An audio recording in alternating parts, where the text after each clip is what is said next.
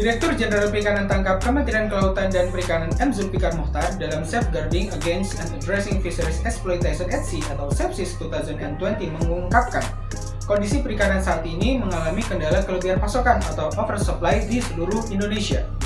Ikan-ikan yang ditangkap tidak bisa diserap oleh pasar dengan baik, sehingga menyebabkan terjadinya ketidakseimbangan pasar atau disequilibrium market. Penelitian yang dilakukan oleh Asmawati dan Nazamuddin pada tahun 2013 mengartikan disequilibrium market sebagai keadaan tidak seimbangnya kuantitas barang yang diperdagangkan dengan barang yang diminta.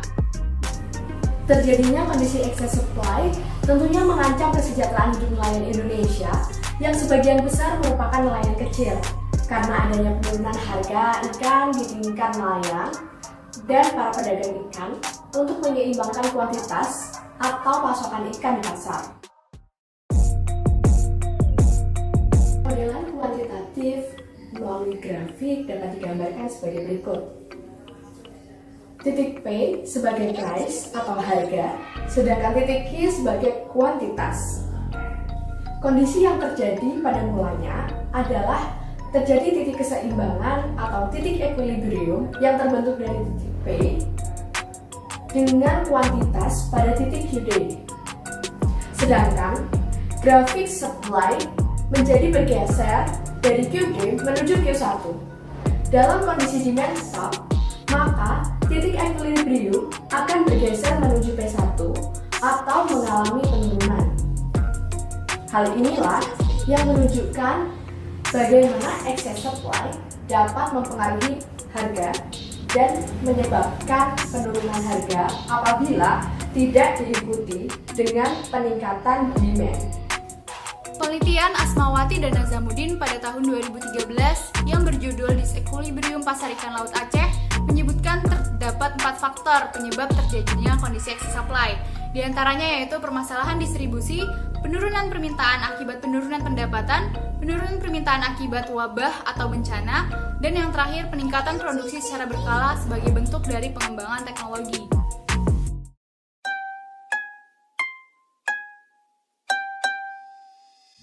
Data diperoleh berdasarkan hasil identifikasi kasus excess supply perikanan di Indonesia yang bersumber dari jurnal ilmiah, laporan Badan Pusat Statistik, Bank Indonesia, KKP, serta media elektronik lainnya.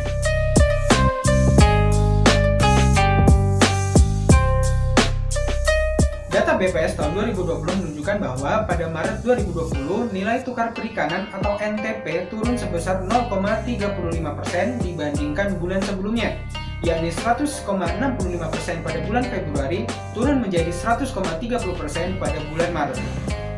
Provinsi Maluku mengalami kondisi excess supply perikanan tertinggi di Indonesia. Akibatnya, Provinsi Maluku mengalami deflasi pada Oktober 2020. Kepala Kantor Perwakilan Bank Indonesia Provinsi Maluku, Noviyarsono Manulang melaporkan, indeks harga konsumen atau IHK Provinsi Maluku mengalami deflasi sebesar 0,56% secara bulanan. Selain itu, melimpahnya pasokan ikan di Provinsi Maluku juga menyebabkan beberapa pedagang terpaksa menurunkan harga ikan untuk menjaga volume penjualan dan mendorong penurunan inflasi di Provinsi Maluku.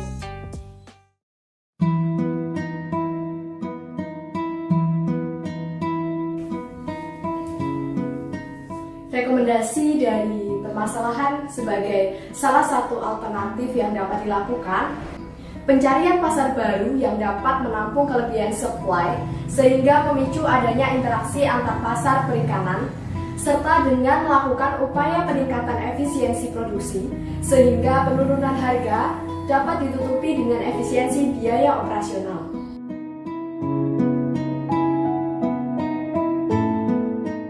Tantangan hari ini tak akan bisa diatasi jika seorang diri. Ayo, optimalkan kolaborasi untuk membangun negeri. Karena perbaikan ekonomi diukur dari apa yang kita lakukan saat ini.